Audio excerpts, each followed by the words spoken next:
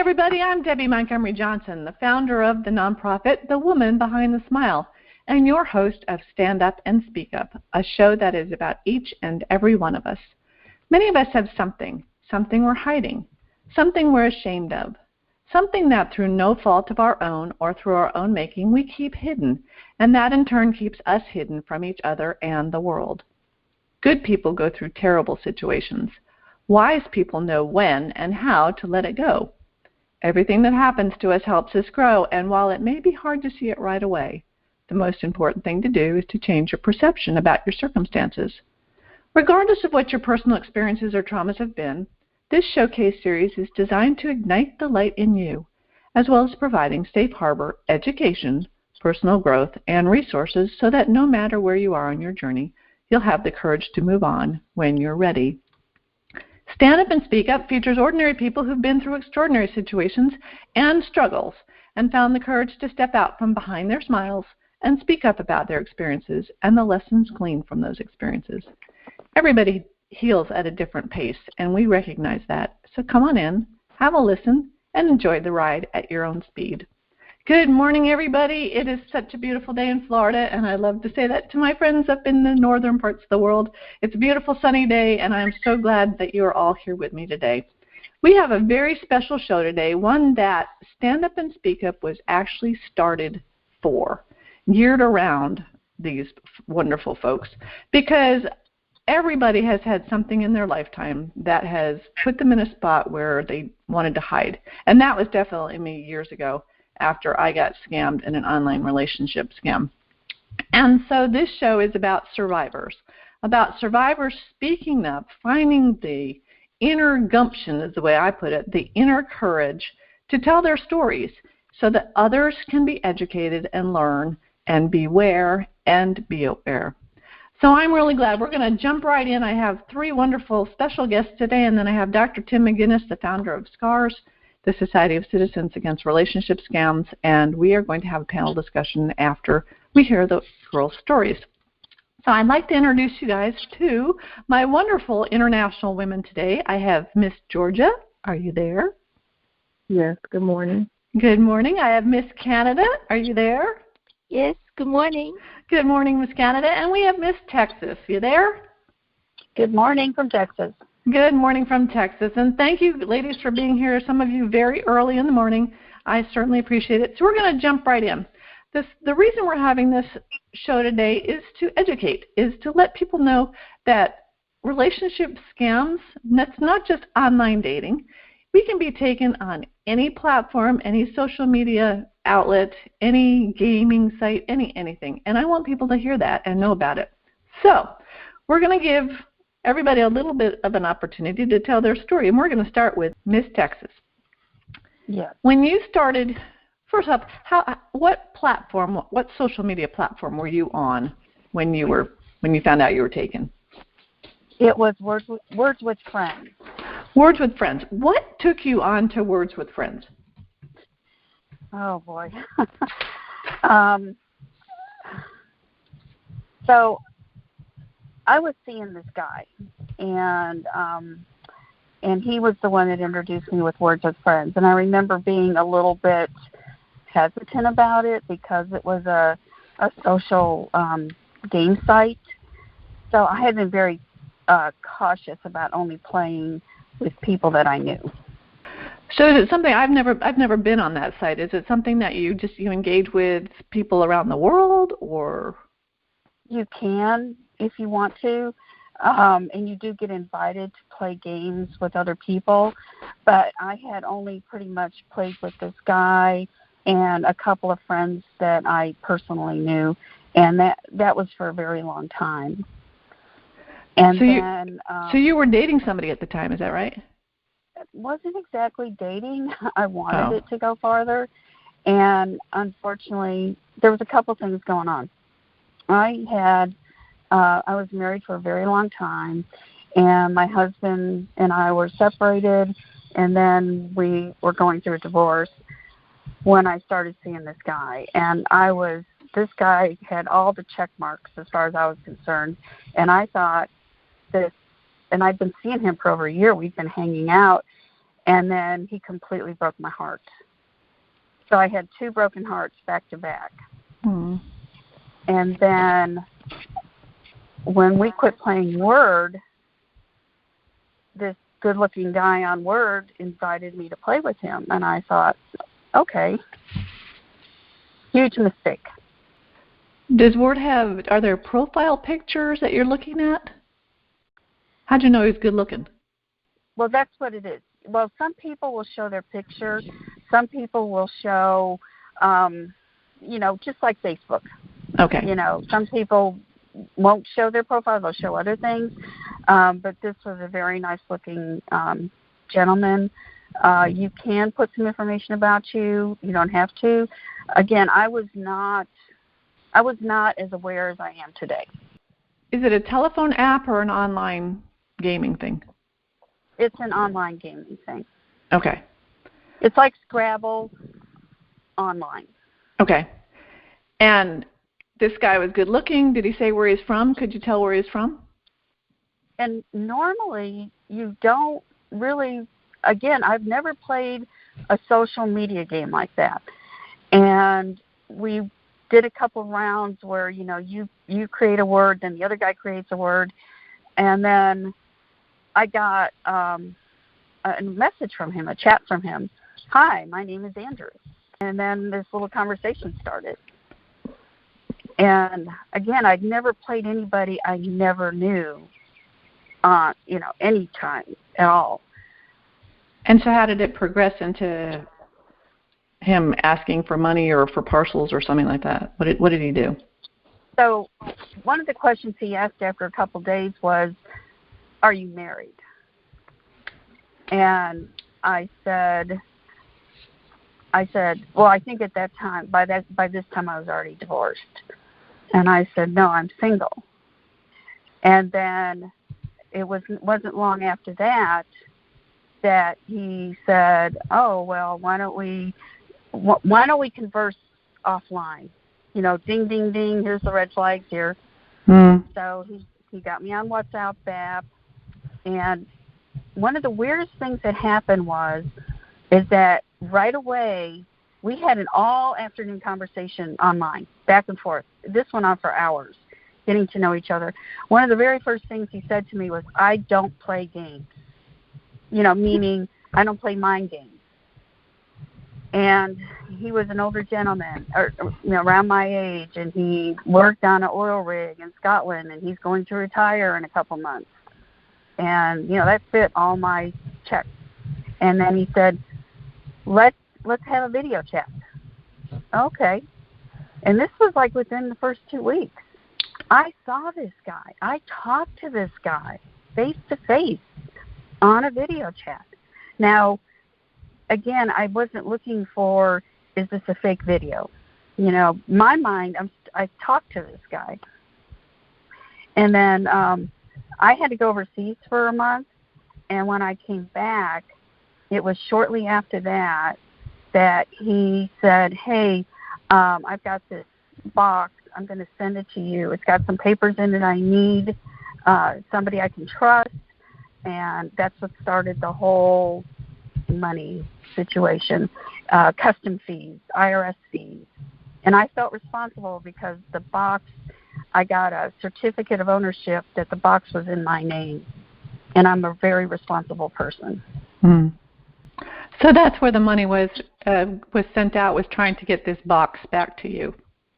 Yes. Okay. Was there urgency in that? Of course. Okay.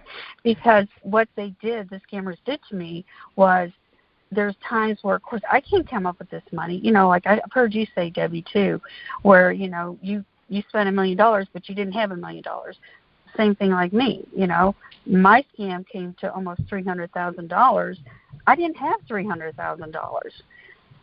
And every time I hesitated to pay this fee, what they would end up doing was, because it took me maybe 2 or 3 weeks to come up with this money, they would tack on a storage fee. Oh, dear. It was awful. It was so awful.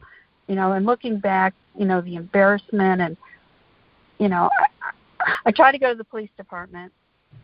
They wouldn't respond to me. Were you able to get a report done at all? No. No report. It wasn't until way after my scam. How did you find out it was definitely a scam, and how were you able to step away from it? So the whole point of this box was to get him off the oil rig. So that took from October to February.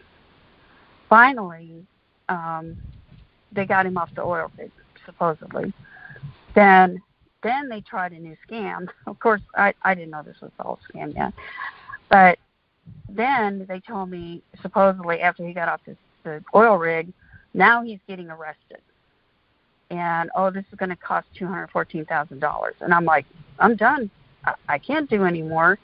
And about a month of this, where they were trying to get more money off of me, one day I texted him. I said, I really need my money back. And he goes, well, that's complicated. I go, what do you mean? He goes, well, he said, I'm a poor black man from Africa. Oh, goodness. And my world literally just felt like it was a glass and it just shattered all over the floor. That was it. So when you video chatted him, you were not looking at a young, poor black man from Africa? No, I was looking at a very nice-looking white man who was supposed to be an American. Okay. That's something that's really important. We'll talk about that later with Dr. Tim, how they can actually do that. Okay? So it was complicated. You figured this out now. Did you ever see the real guy after that? Yes.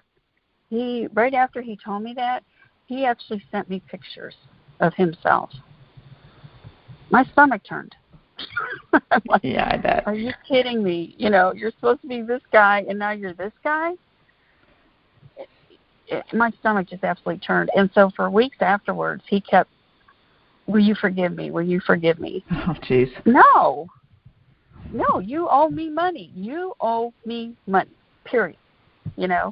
I can't, I'm sorry. You owe me money. And so supposedly he gave me his real name, his African name. And I thought, okay, I don't know. I'm going to try.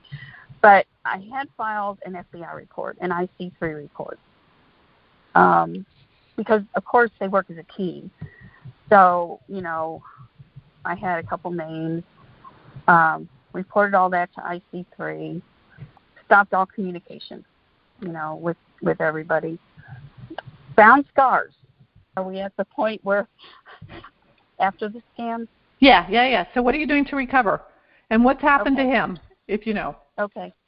So, I'm devastated at this point, and I'm walking around like a zombie for months. Just like you said, I'm hiding behind my smile. I'm trying to do what I have to do like a zombie for months. I am so fortunate that when I started looking up help, because I didn't know where to go for help, and I finally found, I was so fortunate I found scars when I started looking under victims. And because I know, again, through knowledge, that there's other really bad groups out there that doesn't really help you with recovery. I say this time and time again, and I mean it with the bottom of my heart, that if scars wasn't there, I don't think I would be here today, honestly. Because it took every ounce of my power just to get out of bed every morning. Eventually, I found a counselor that understood what it's like to truly be victims. Because, most of the world doesn't understand what it's like for us as a victim. But now we're survivors, I know that. Yeah.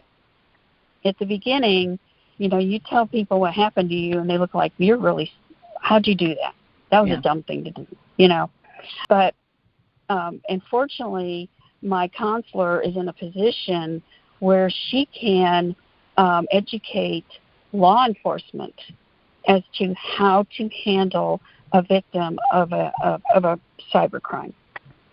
Wow, that's wonderful. We need to get a hold of her. That is the way that I have been able to share my experience is through her. Okay. So the word is getting out. And that's so good to hear. And one last thing, what has happened to him?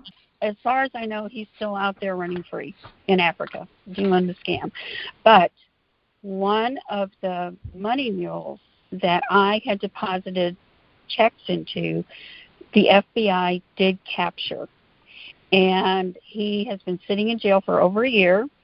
He finally pleaded guilty a couple weeks ago. He's up in anyway, he's here in Texas. And I do plan on going to his sentencing. And I've already submitted my victim impact statement. Perfect. One step at a time. That's all we can do, Miss Texas. And thank you so much. I really appreciate your story. And what our listeners are going to hear today is there are so many elements that are similar between each of the stories. Listen to them and beware and be aware. Thank you so much, my friend in Miss Texas. I wish you a very happy day, and I certainly appreciate you sharing your story today. We will be in touch. Thank you. Thanks, hon. All righty, I'm going to open up to our friend in Canada. Do we have Miss Canada there? I'm here. Hey, now you just heard Miss Texas's story, and I want to kind of address the same types of questions. Okay, going back to the beginning. What happened that you were either online dating or looking for games? How did you start your online experience? It was just a Facebook friend request out of the blue.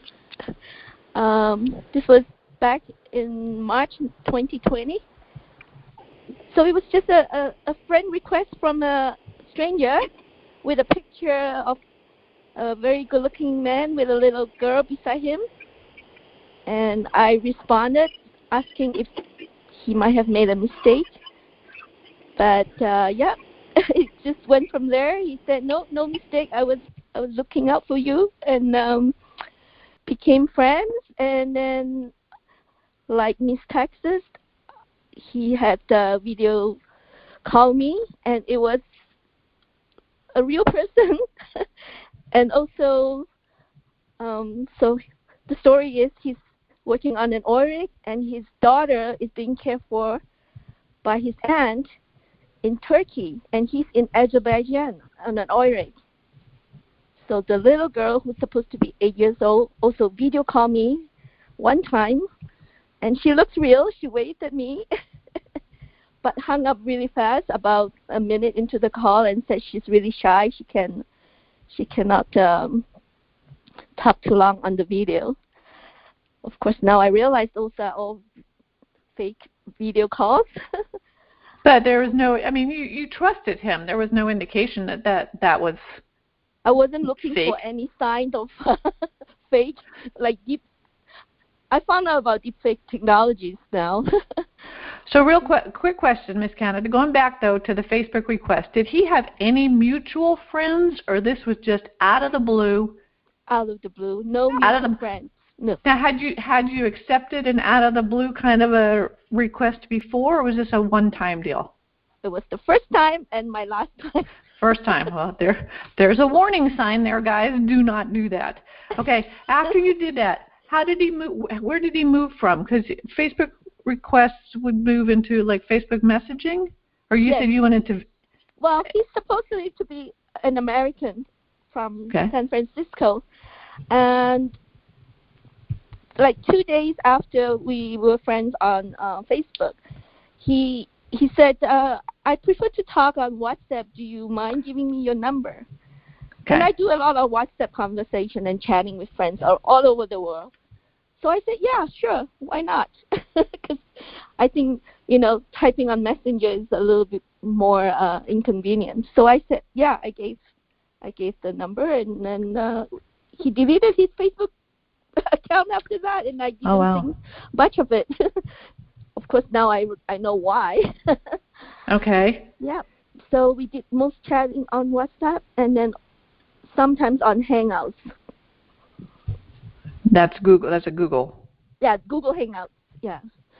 That's only for voice, and all the text messaging is on WhatsApp. And I don't know, his story is he cannot do WhatsApp chatting because his computer doesn't know. I don't know how he set up his WhatsApp on his computer, because supposedly his mobile phone is locked up in a hotel on land, and he's on the oil rig where no mobile phones are allowed. Possibly. Yep. Don't know. And then a few weeks after we became friends, as we were chatting, he said, "Oh, sorry, he need to go. His workers. Well, he's supposed to be an oil rig engineer, contractor. He's got this big project where he has 105 workers working for him, and he's gonna get at the end of the project, which is supposed to be end of April 2020, he will receive his final payment of millions." Mm-hmm. And as we were chatting that one time, this was still late in March, he said he had to go because his workers were knocking on his door and he has to go check what happened. And then later on, like the next day, he said there had been a big explosion and some worker was seriously hurt, and he's waiting for some people to come on the oil rig from land to check out the damages. And then, found out he has damaged machines which he needs to pay for replacements. And that's where he did not ask for money initially, but then it dragged on for a few days where he said he couldn't pay for machines. He's already got quotes, and they are like almost 100,000 euros. And I go, okay, what you gonna do about it? He said, he doesn't know yet. And so to make the long story short, he wasn't able to come up with the money. And then I started to feel sorry because I feel like I'm kind of responsible because I was chatting with him when the explosions happened. And I go, maybe I'll help you with a little bit of money to get you over this obstacle, right? And that's where I think I made a mistake of offering that, help. And I offered to help a little bit, but then it turned out to be quite a lot. All in all, I helped him pay almost $500,000 with all the fees, because it involved paying for damaged machines and then shipping costs, and then it was one after another, like another machine was damaged. It all dragged on until I found out it was already late August. And he was supposed to be all done. Everything's resolved. He's going to get his payment in a few days. At that point, I was already so stressed out because I have to pay the banks, all the loans that I've taken. And he said in 3 days he'll be in Turkey to be with his daughter. At this point, his daughter's caregiver, which is his aunt, had died already. Okay. And by then he told me, tomorrow I'll call you back. And I found out I was ghosted the next day. He had unregistered his number from WhatsApp, and I panicked. And I started looking for information online, and I found someone else's post that looked so similar to my story, and I realized then that I was scammed. So he never said that this was a scam. He never said goodbye. He just dropped off the face of the earth. Just disappear, yeah. Okay. Poof, and gone. I'm so sorry about that. One quick question. You said that he had never asked for money up until the point of the big request? No little amounts along the way? Oh yeah, no, he did. Well, he didn't. Okay, so just a few days into when I got to know him, March 12th was supposed to be his daughter's birthday, and the 8th birthday, and he said he doesn't know what to do because his aunt doesn't have money to give her a birthday party. And I go, well, why didn't you give her some money? Oh, my aunt loaned the money that I gave her to her friends, and they have not paid her back. And I go, okay, so do you want me to send her a present? I said, $8 8-year-old girl, maybe I can give her a Hello Kitty toy or something. Mm-hmm. And he goes, no, that's not really what she's used to. I usually throw her $10,000 birthday parties. Oh my gosh. What? He said, we're a good family. We're a rich family. Like, we don't scheme on parties. And I go, oh, okay. All right. My Hello Kitty toy doesn't really mean much then. So I said, never mind then, forget about it. I mean, I offered. But she started writing me emails and was very sweet little kid. I mean, it's all fake, but... You didn't know that. Yeah. You didn't know that. Just I didn't either. I get it. I kind of was more smitten by the little kid then because I miss my grown-up kids.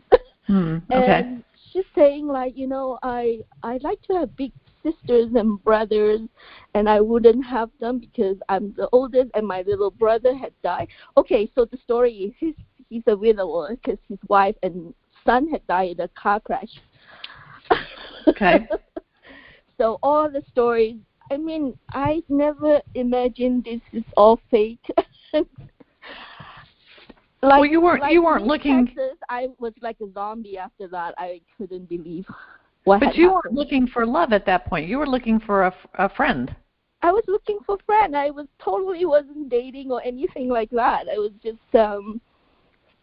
doing my, going to work, come home, watch Netflix, and, read a book. But because of the pandemic lockdown, and when there's someone to chat with me, I was happy to.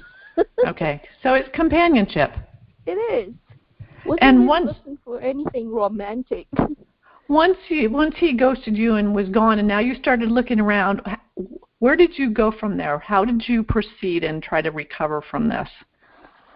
Well, right away when I found out it was a scam, I reported to the police, my local police, and contacted all the banks and told them to try and help me recover the money I've sent, because this is all money that I deposited into real bank accounts. It was not like a lot of the other survivors. They send, iTunes card and Google cards, whatever. But for me, I'm actually sending money to business accounts in both Canada and also Turkey.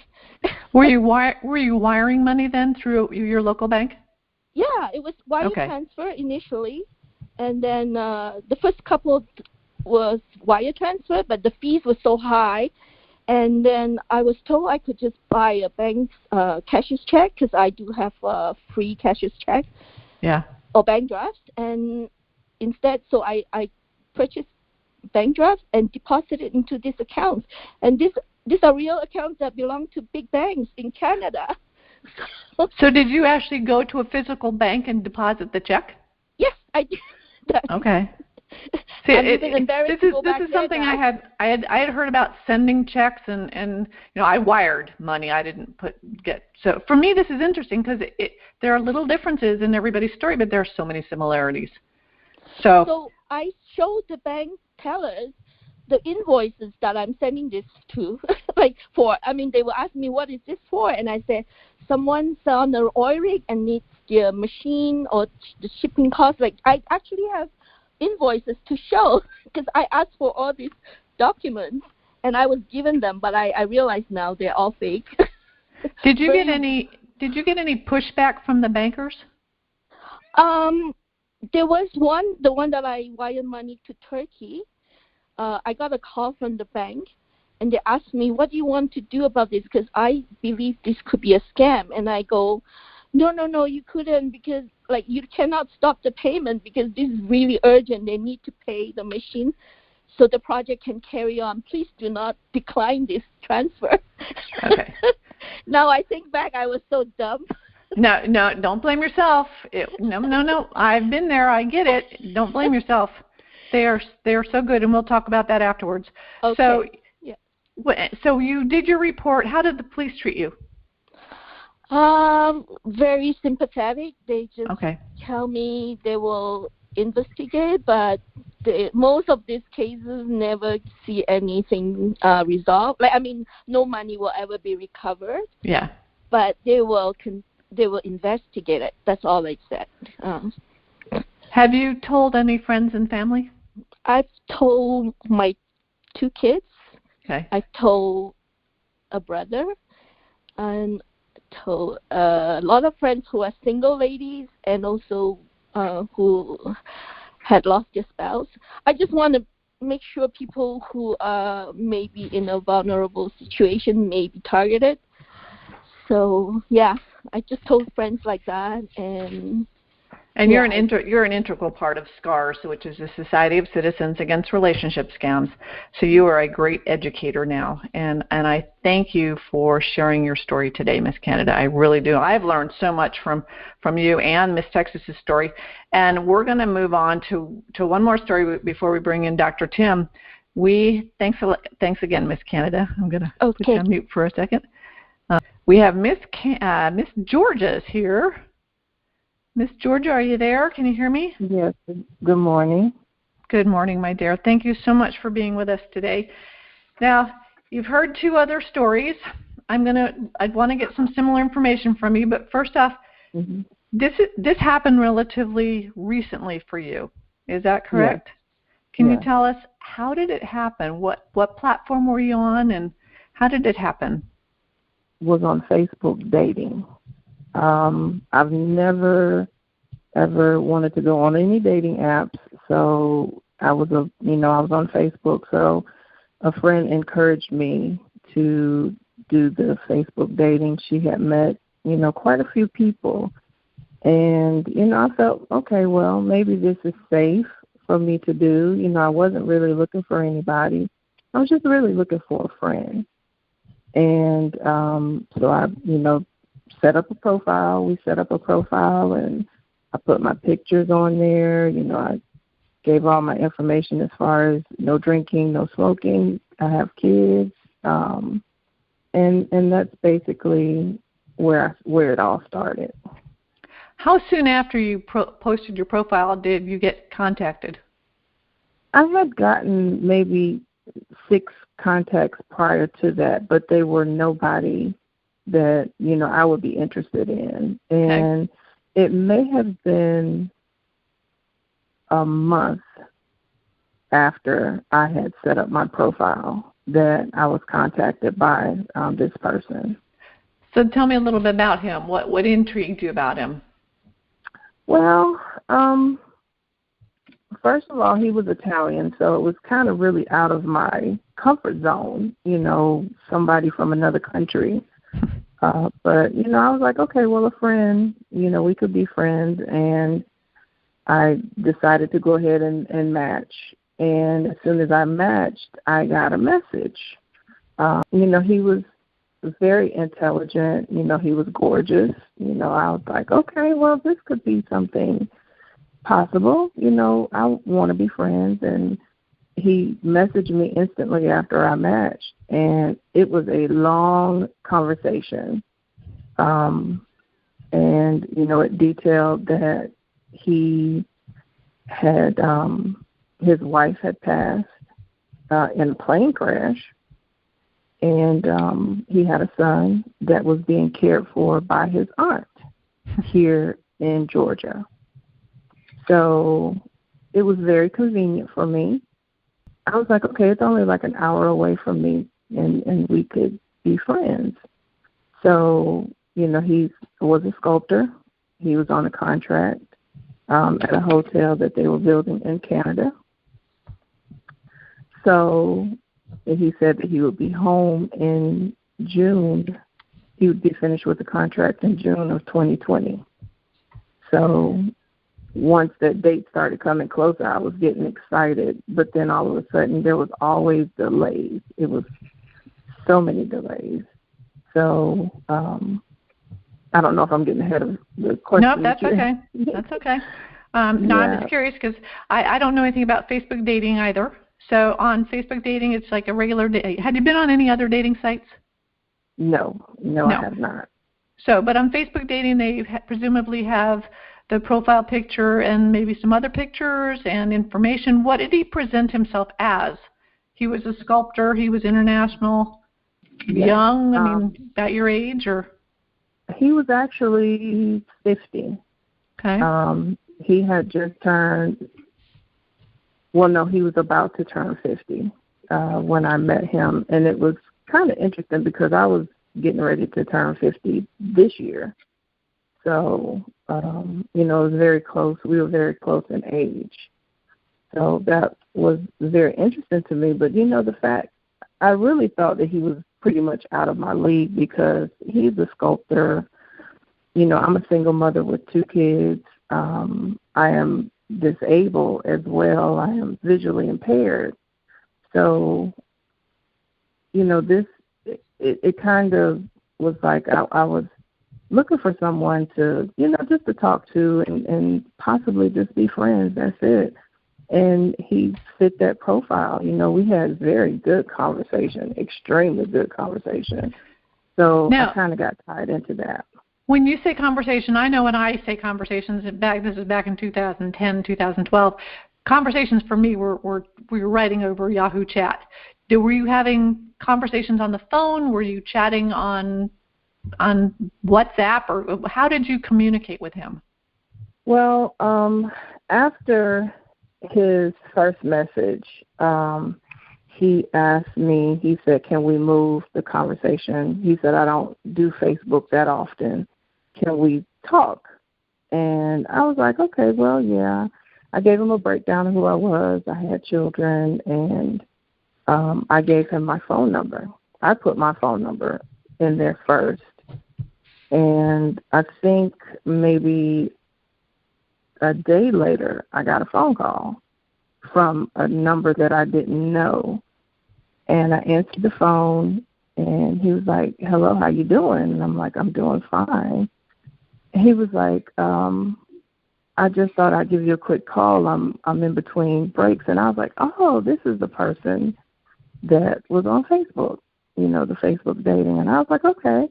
He was Italian. Did he sound Italian? Yes. Okay. Well, I'm still trying to figure out. I'm still trying to figure out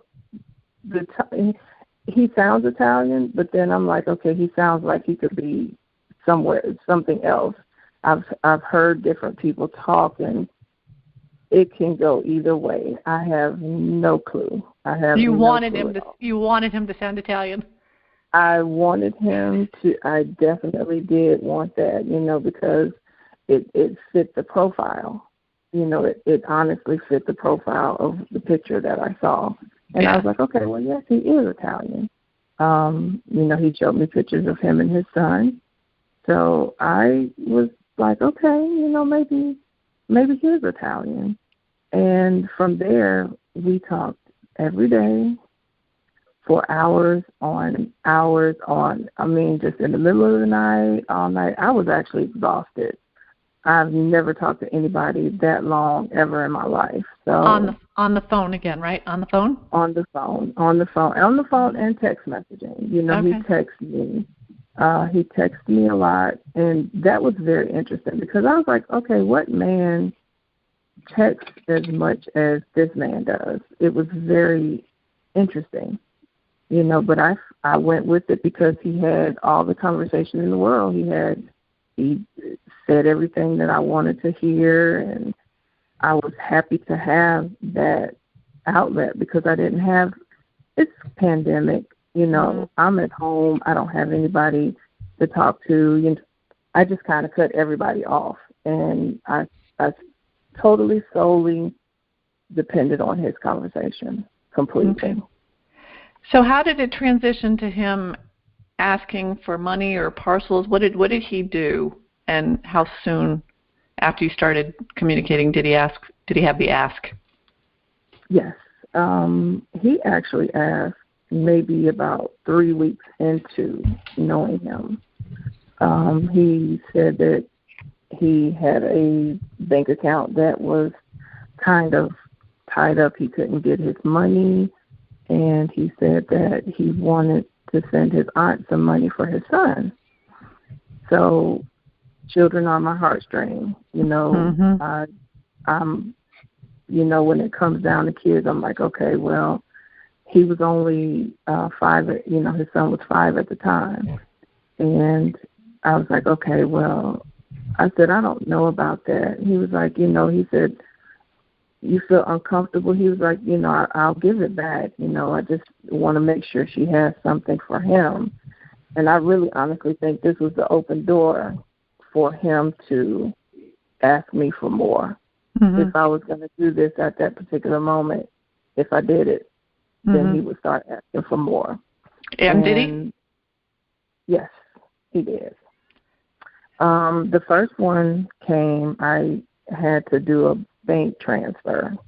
But unfortunately, my bank will not allow me to do money-to-money transfers. I have to get a money order, and I have to deposit it into someone else's account. So he sent me the account information, and I took it was $300 at first, and I took that and I deposited into that account that he gave me. And, everything was okay.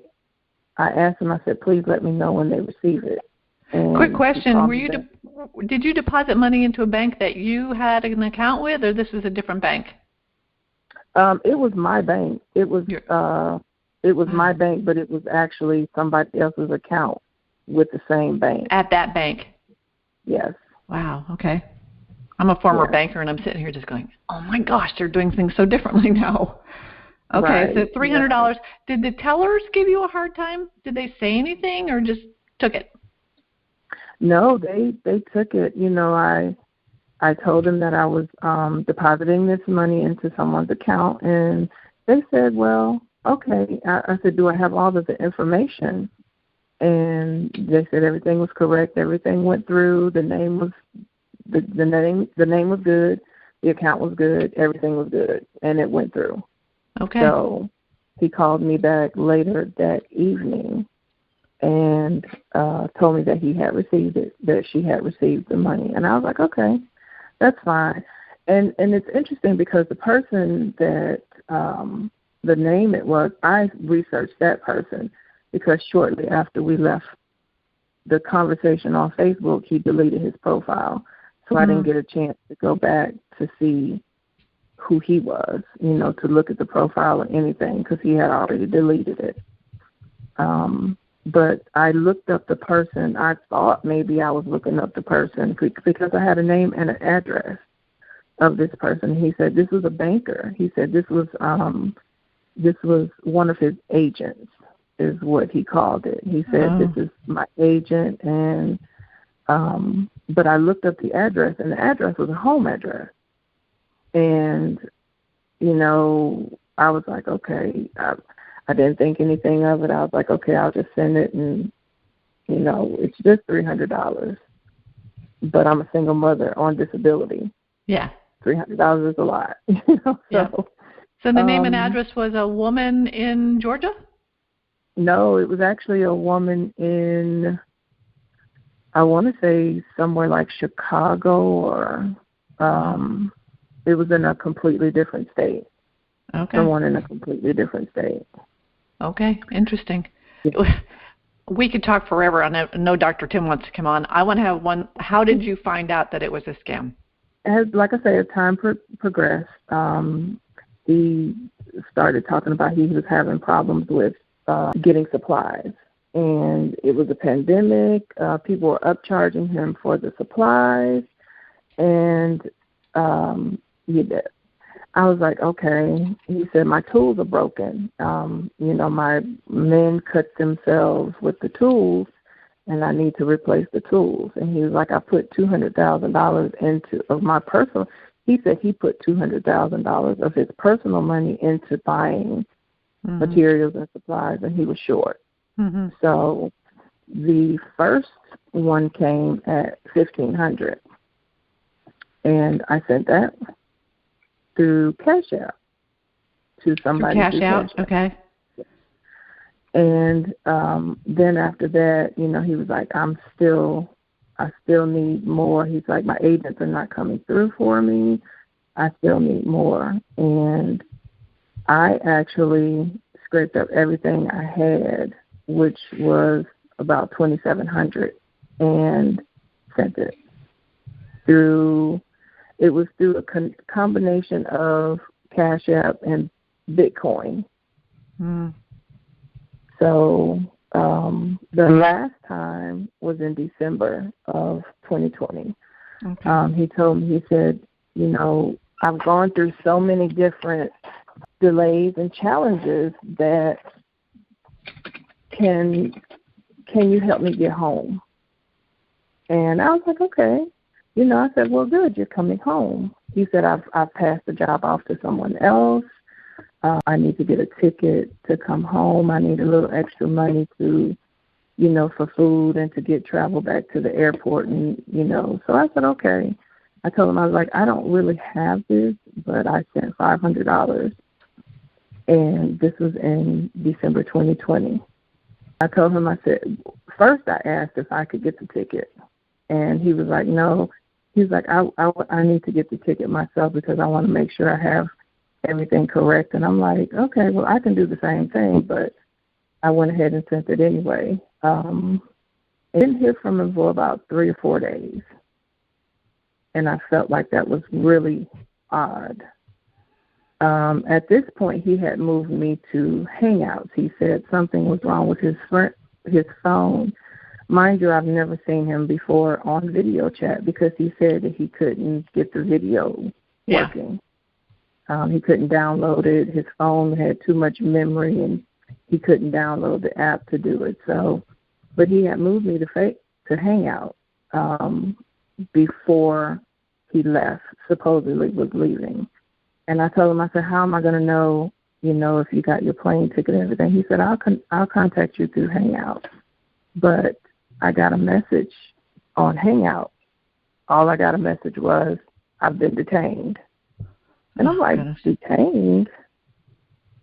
And at that point, I was just, my heart sunk because I was like, I had already figured I was being scammed, but I was trying to find some kind of ground to say, okay, no, this is not what that is. That's not what it is. This is a real person. This is definitely a real person. I was trying to find that in my heart.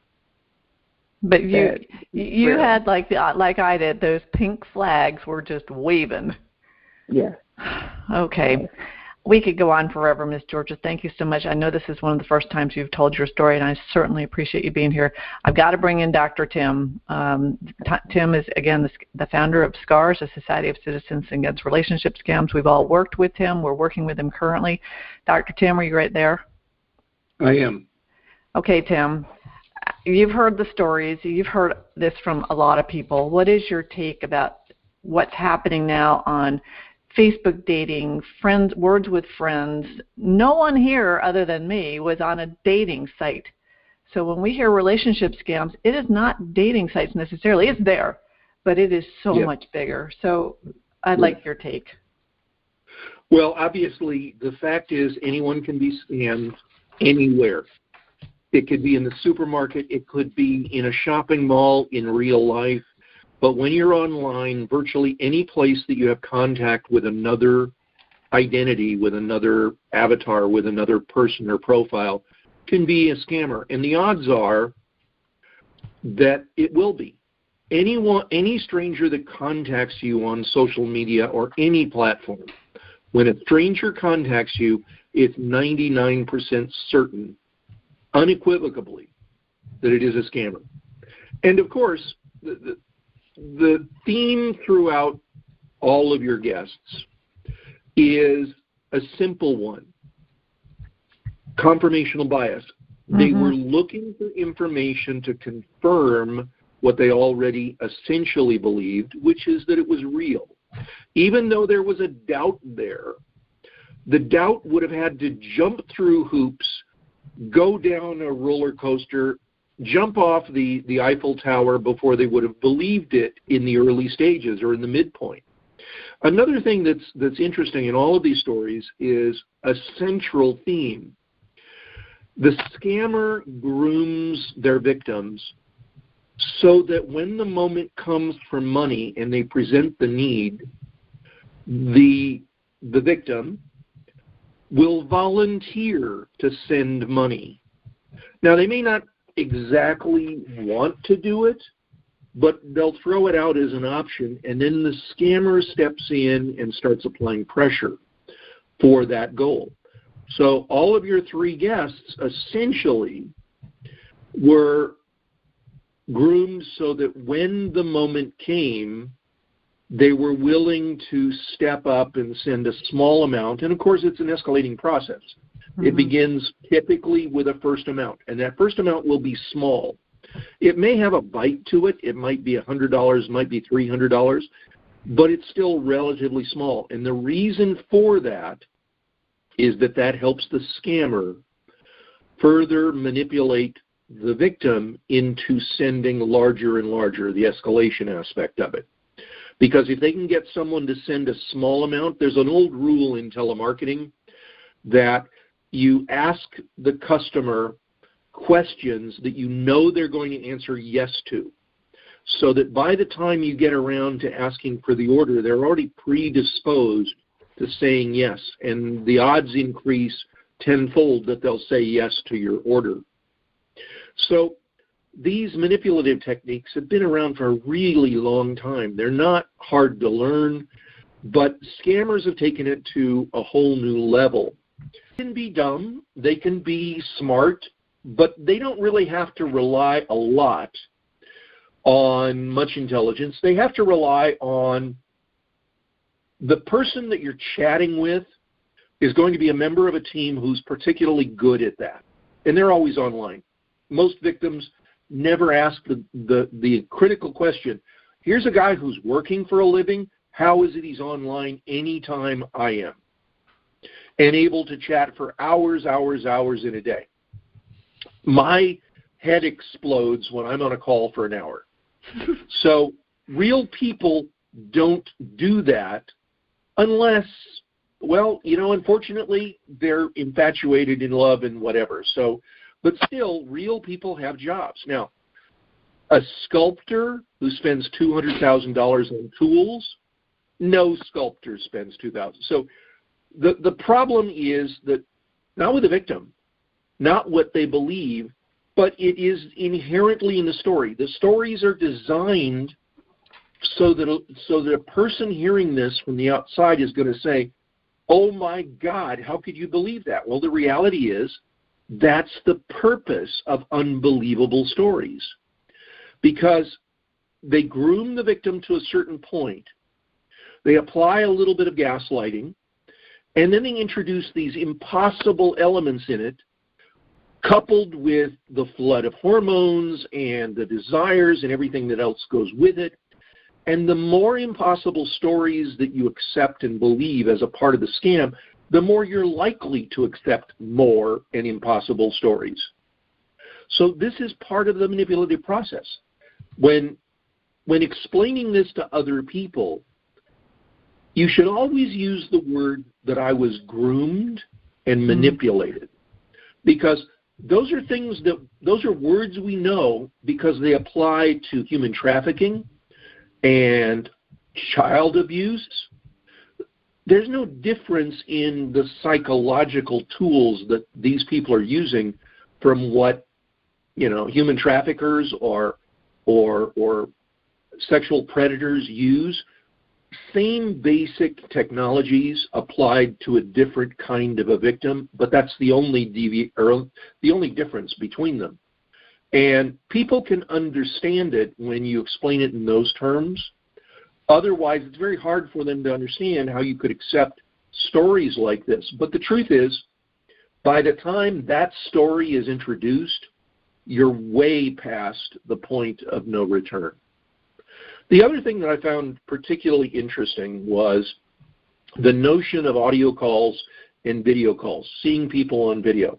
Of course, scammers use recorded videos, and there are always a variety of reasons why they don't have a microphone, etc. But they've gotten actually quite good at understanding that a video call, especially if you're not experienced, the audio could be out of sync, and a person isn't going to pick up on that. They're just going to think that it's weirdness on the internet.